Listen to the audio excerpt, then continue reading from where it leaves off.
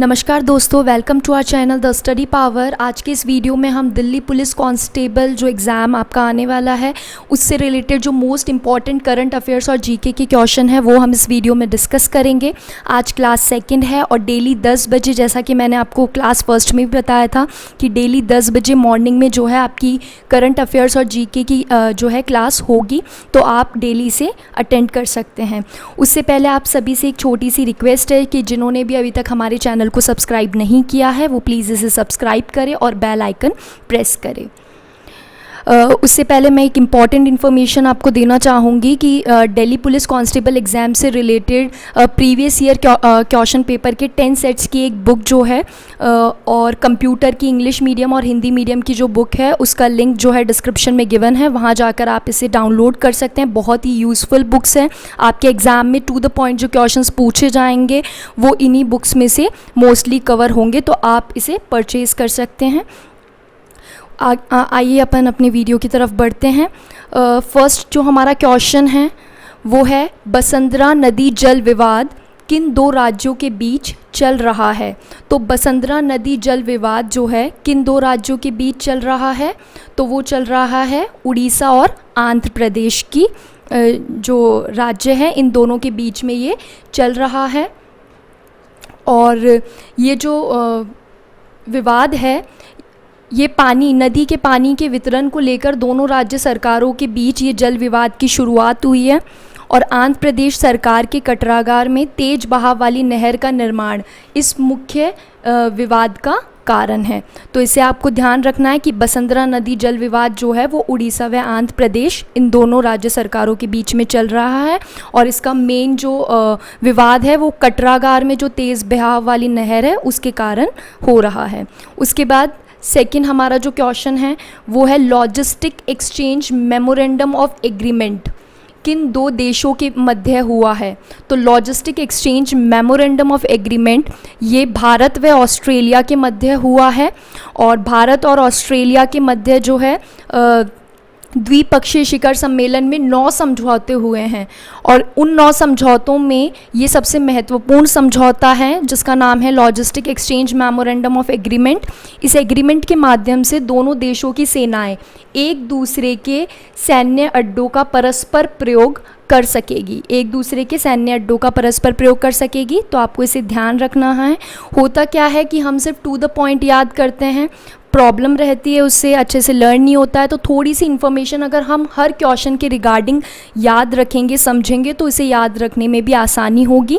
तो रटने के बजाय हम थोड़ी थोड़ी इन्फॉर्मेशन सबके बारे में याद रखें, क्योंकि कभी कभार टू द पॉइंट क्वेश्चन ना पूछकर थोड़ा सा घुमाकर और डेप्थ में भी क्वेश्चन पूछा जाता है। उसके बाद हम नेक्स्ट क्वेश्चन की तरफ बढ़ते हैं। नेक्स्ट क्वेश्चन है, institute of economic and peace की हाल में आई रिपोर्ट के अनुसार भारत का दुनिया में कौन सा स्थान है? तो institute of economics and peace की हाल में आई रिपोर्ट के अनुसार भारत का दुनिया में 139वां स्थान है। ठीक है, 139वां स्थान है और इसमें आइसलैंड जो है वो लगातार 8वें साल भी सबसे शांत देश होने के साथ ही प्रथम स्थान पर है। तो आइसलैंड सबसे शांत देश है। कभी कभी भारत का ना पूछकर ये पूछ ले कि सबसे शांत देश जो है वो कौन सा है, जो institute of economics and peace की रिपोर्ट में जिसका प्रथम स्थान आया है, तो वो भी याद रखेंगे अपन की आइसलैंड है। और सबसे लास्ट में कौन आया है? यमन आया है। यमन सबसे अशांत देश है। तो आपको तीनों चीज़ें पता होनी चाहिए। भारत का स्थान जो है वो 139 है और आइसलैंड इसमें फर्स्ट पर है, यमन जो है सबसे लास्ट में है।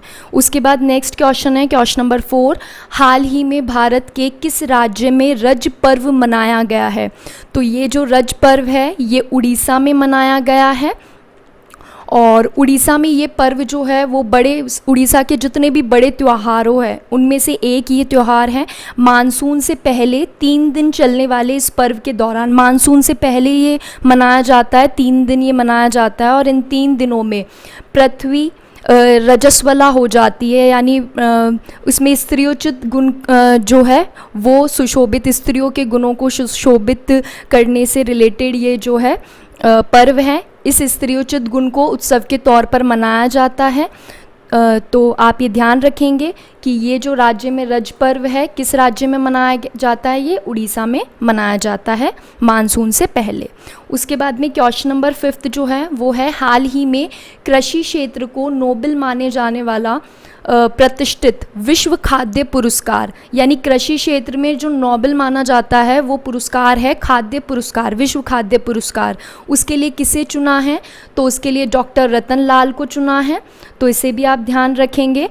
डॉक्टर रतन लाल जो है वो प्रख्यात भारतीय मूल के अमेरिकी मृदा वैज्ञानिक है और मिट्टी की गुणवत्ता में सुधार कर उत्पादन बढ़ाने के लिए इन्हें ये सम्मान मिलेगा। तो आप ध्यान रखेंगे कि विश्व खाद्य पुरस्कार जो है ये पुरस्कार जो है डॉक्टर रतन लाल को मिला है। इम्पॉर्टेंट क्वेश्चन है, एग्जाम्स में पूछा जा सकता है। उसके बाद में क्वेश्चन नंबर 6 जो है वो है हमारा, हाल ही में भारत की किस नदी में 500 साल पुराना मंदिर खोजा गया है। तो किस नदी में खोजा गया है, महानदी में ये खोजा गया है। आप इसे ध्यान रखेंगे, इम्पॉर्टेंट क्वेश्चन है ये भी। तो महानदी में खोजा गया है और माना जा रहा है कि करीब 150 साल पहले नदी द्वारा अपने मार्ग परिवर्तन के कारण पद्मावती गांव में स्थित इस मंदिर को डुबो दिया था और इस मंदिर का नाम क्या है, गोपीनाथ देबा है। इसे ही हाल में खोजा गया है। तो आप ध्यान रखेंगे कि महानदी में ये मंदिर जो है खोजा गया है। इसका नाम भी आपसे पूछ सकते हैं, तो आप ध्यान रखेंगे गोपीनाथ देबा इसका नाम है। नेक्स्ट क्वेश्चन है हमारा क्वेश्चन नंबर 7, रेलवे सुरक्षा बल ने अपने नए रोबोट का क्या नाम रखा है। तो रेलवे सुरक्षा बल ने ये रोबोट जो है वो तैयार किया है और इसका नाम है कैप्टन अर्जुन। तो आप इसे ध्यान रखेंगे। अर्जुन की जो फुल फॉर्म है वो है always be responsible and just use to be nice. तो फुल फॉर्म भी आप ध्यान रखेंगे, always be responsible and just use to be nice इसकी फुल फॉर्म है। और जैसा कि आपको पता है कि कोरोना के मद्देनज़र सभी जगह एहतियात बरती गई है, तो उसी से बचने के लिए जो है जो भी प्लेटफॉर्म पर जो भी यात्री आ रहे हैं उनकी स्क्रीनिंग के लिए जो है ये रोबोट बनाया गया है जिसका नाम क्या है, अर्जुन नाम है। तो ये आप ध्यान रखेंगे। पुणे रेलवे सुरक्षा बल ने ये रोबोट तैयार किया है प्लेटफॉर्म पे जो भी यात्री आ रहे हैं उनकी स्क्रीनिंग के लिए। उसके बाद में क्वेश्चन नंबर 8 है, विश्व प्रतिस्पर्धी सूचकांक में भारत ने कौन सा स्थान हासिल किया है।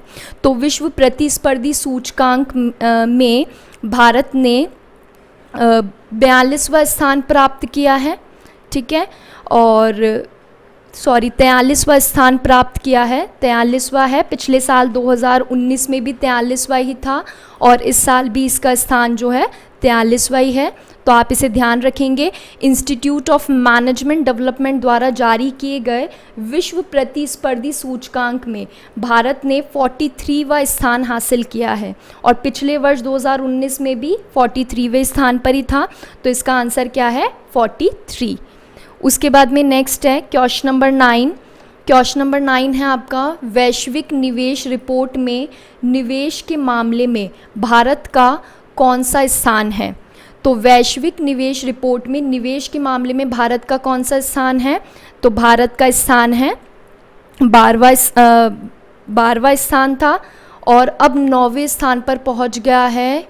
यहाँ पर थोड़ा ऑप्शन में थोड़ा टाइपिंग में थोड़ा गड़बड़ है, तो आप ध्यान रखेंगे 9वें स्थान पर पहुंच गया है।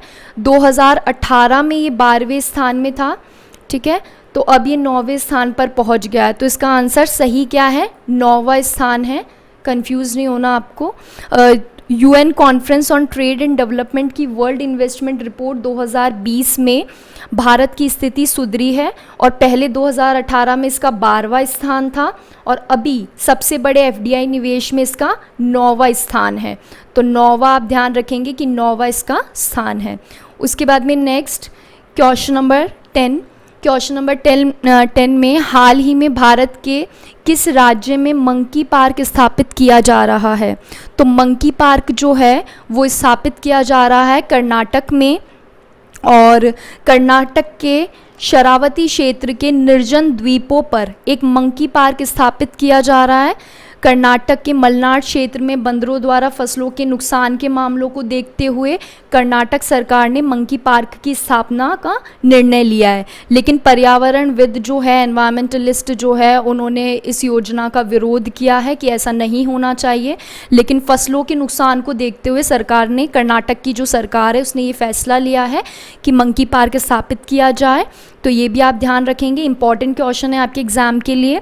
उसके बाद में next question number 11, national institute of public finance and policy, NIPFP से कहते हैं, national institute of public finance and policy का अध्यक्ष किसे नियुक्त किया गया है? तो हाल ही में इसका अध्यक्ष जो है उर्जित पटेल को नियुक्त किया गया है। उर्जित पटेल आप जानते हैं, उर्जित पटेल पूर्व RBI गवर्नर भी रह चुके हैं, ठीक है। और NIPFP में वे विजय केलकर की जगह लेंगे। इनका कार्यकाल जो है वो 4 वर्ष का होगा। और ये जो NIPFP है, national institute of public finance and policy, ये एक गैर सरकारी संस्था है, सरकारी नहीं है, गैर सरकारी संस्था है जो भारत का एक प्रमुख आर्थिक थिंक टैंक है। तो इसे आप ध्यान रखेंगे। उसके बाद में नेक्स्ट है क्वेश्चन नंबर 12, देश की कौन सी पहली company 11 lakh crore market cap वाली बन गई है? तो पहली 11 लाख करोड़ मार्केट कैप वाली कंपनी रिलायंस इंडस्ट्रीज़ बन गई है। और रिलायंस इंडस्ट्री जो है उसका बाजार पूंजीकरण जो है 28,248.97 करोड़ रुपए से बढ़कर 11,43,667 करोड़ यानी 150 अरब डॉलर पर पहुंच चुका है। तो 150 अरब डॉलर वाली company, 11 lakh crore market cap वाली कंपनी ये बन गई है। कौन बन गई है? रिलायंस बन गई है। उसके बाद में नेक्स्ट है क्वेश्चन नंबर 13, इंदिरा रसोई योजना किस राज्य में शुरू होने जा रही है? तो इंदिरा रसोई योजना शुरू होने जा रही है राजस्थान में। आपके राजस्थान पुलिस कांस्टेबल के एग्ज़ाम में इंपॉर्टेंट क्वेश्चन है। तो राजस्थान में जो है ये योजना शुरू हो रही है और ये 20 अगस्त 2020 से इसकी शुरुआत होगी, ठीक है। इस योजना के अंतर्गत गरीबों और ज़रूरतमंदों को केवल 8 रुपये में पौष्टिक व शुद्ध भोजन उपलब्ध कराया जाएगा। वैसे इसकी कुल जो थाली की लागत है वो 20 है, इसमें से 12 रुपये तो जो है राज्य सरकार वहन करेगी और 8 रुपये में ये थाली जो है गरीबों और ज़रूरतमंदों को अवेलेबल होगी। और सरकार की इस योजना को चलाने के लिए प्रतिवर्ष सरकार को 100 करोड़ रुपए खर्च करने होंगे। तो ध्यान रखेंगे आप, इंदिरा रसोई योजना जो है राजस्थान सरकार द्वारा शुरू की जा रही है। उसके बाद में नेक्स्ट है क्वेश्चन नंबर 14, हाल ही में S-400 मिसाइल सिस्टम किस देश ने विकसित किया है? तो S-400 मिसाइल सिस्टम जो है हाल ही में रूस ने इसको विकसित किया है, ठीक है। और ये जो मिसाइल है ये ज़मीन से हवा में मार करने वाली मिसाइलों से लैस इस सिस्टम को नाटो ने SA-21 ग्रोलर नाम दिया है। तो इसका नाम भी आपको ध्यान रखना है, SA-21 ग्रोलर नाम इसको दिया है। और एग्जाम में ये क्वेश्चन पूछा जाएगा तो इसका आंसर क्या होगा? रूस। S-400 मिसाइल सिस्टम रूस ने विकसित किया है। नेक्स्ट है क्वेश्चन नंबर 15। क्वेश्चन नंबर 15 है, उत्तर प्रदेश के किस हवाई अड्डे को अंतर्राष्ट्रीय एयरपोर्ट घोषित किया है? Very important question for upcoming exams. तो उत्तर प्रदेश के कुशीनगर एयरपोर्ट को अंतर्राष्ट्रीय एयरपोर्ट घोषित किया है, ठीक है। तो आप ध्यान रखेंगे इसे। और यह एयरपोर्ट जो है सामरिक दृष्टिकोण से भी इसका काफ़ी महत्वपूर्ण है। इसके अलावा ये प्रमुख बौद्ध तीर्थ स्थलों में से भी एक है। तो ये क्वेश्चन भी आपको ध्यान रखना है कि प्रमुख बौद्ध तीर्थ स्थलों में कुशीनगर का नाम आता है और कुशीनगर एयरपोर्ट को ही अंतर्राष्ट्रीय एयरपोर्ट जो है घोषित किया है। उसके बाद में क्वेश्चन नंबर 16, हाल ही में जर्मन बुक ट्रेड पुरस्कार 2020 किसे दिया गया है? तो जर्मन बुक ट्रेड पुरस्कार जो है हाल ही में अमर्त्य सेन को ये पुरस्कार दिया गया है। तो अमर्त्य सेन जैसा कि आपको पता होगा बहुत बड़े इंडियन इकोनॉमिस्ट है, ठीक है। और इन्हें 1998 में जो है Nobel prize in economic science भी मिला है। 1999 में इन्हें भारत रत्न से भी नवाजा गया है, ठीक है। तो ये भी आप ध्यान रखेंगे। उसके बाद में ये जो जर्मन बुक ट्रेड पुरस्कार है ये एक शांति के क्षेत्र में दिया जाने वाला पुरस्कार है जो 1950 से लगातार प्रतिवर्ष प्रदान किया जा रहा है। और 2020 में ये किसे प्रदान किया गया है? अमर्त्य सेन को। उसके बाद में नेक्स्ट है क्वेश्चन नंबर 17, खोलुंगचू जल विद्युत परियोजना का विकास किन दो देशों के बीच हुए समझौते के तहत हो रहा है? तो खोलोंगच्चू जल विद्युत परियोजना जो है वो भारत व भूटान के बीच ये समझौता हुआ है, और इस समझौते के तहत भारत इसका विकास कर रहा है। उसके बाद इससे रिलेटेड इन्फॉर्मेशन ये भी आपको ध्यान रखनी है कि 600 मेगावाट क्षमता वाली ये परियोजना भूटान में ही स्थित है, और इस परियोजना में भारत का सतलुज जल विद्युत निगम और भूटान का ड्रग ग्रीन पावर कॉरपोरेशन, ये दोनों शामिल है। भारत का तो सतलुज जल विद्युत निगम है और भूटान का ड्रग ग्रीन पावर कॉरपोरेशन इसमें शामिल है, और ये जो योजना है भारत और भूटान के बीच में है, इसका विकास भारत कर रहा है। इन दोनों के बीच में समझौता हुआ है खोलोंगच्चू जल विद्युत परियोजना का। आइए बढ़ते हैं हम हमारे नेक्स्ट क्वेश्चन की तरफ। तो नेक्स्ट क्वेश्चन है हमारा, विश्व बैंक ने नमामि गंगे परियोजना के द्वितीय फेज़ के लिए कितना लोन स्वीकृत किया है? तो फर्स्ट फेज़ के लिए भी विश्व बैंक ने लोन दिया था, 4,535 करोड़ का लोन दिया था, और अब जो ये द्वितीय फेज़ है, इस द्वितीय फेज़ के लिए 3,000 करोड़ का लोन जो है वो विश्व बैंक ने इस परियोजना के लिए जो है स्वीकृत किया है। तो इसे भी आप ध्यान रखेंगे। उसके बाद नेक्स्ट क्वेश्चन है हमारा, हाल ही में किस देश में G4 वायरस खोजा गया है? तो हाल ही में G4 वायरस खोजा गया है, चीन में ये वायरस खोजा गया है, और ये जो वायरस है 2009 के स्वाइन फ्लू से काफ़ी मिलता जुलता है। G4 वायरस का पूरा नाम G4EA-H1N1 है, जिसमें मनुष्यों में महामारी फैलाने की क्षमता है। तो इसे आप ध्यान रखेंगे कि G4 वायरस जो है चीन ने खोजा है। उसके बाद नेक्स्ट क्वेश्चन है हमारा, क्वेश्चन नंबर 20, फीफा महिला विश्व कप 2023 की मेज़बानी कौन करेगा? तो फीफा महिला विश्व कप 2023 की मेज़बानी ऑस्ट्रेलिया और न्यूजीलैंड दोनों ही देश संयुक्त रूप से करेंगे। तो इसका आंसर ऑप्शन नंबर 3 है। और इसके बारे में आपको ये भी याद रखना है कि ये विश्व कप जो है इसमें 32 टीमें हिस्सा लेगी। इसका आयोजन जो है 10 जुलाई से 20 अगस्त 2023 के बीच में होगा, और इसकी मेज़बानी ऑस्ट्रेलिया और न्यूजीलैंड दोनों ही देश संयुक्त रूप से करेंगे। उसके बाद आज के वीडियो में बस इतना ही। हमारे फेसबुक पेज को आप लाइक कर सकते हैं, टेलीग्राम चैनल को ज्वाइन कर सकते हैं, क्योंकि जितनी भी अपकमिंग एग्ज़ाम्स की जो भी इन्फॉर्मेशन है वो सबसे पहले हम फेसबुक पर और टेलीग्राम चैनल पर जो है अपडेट देते हैं। Thank you for watching.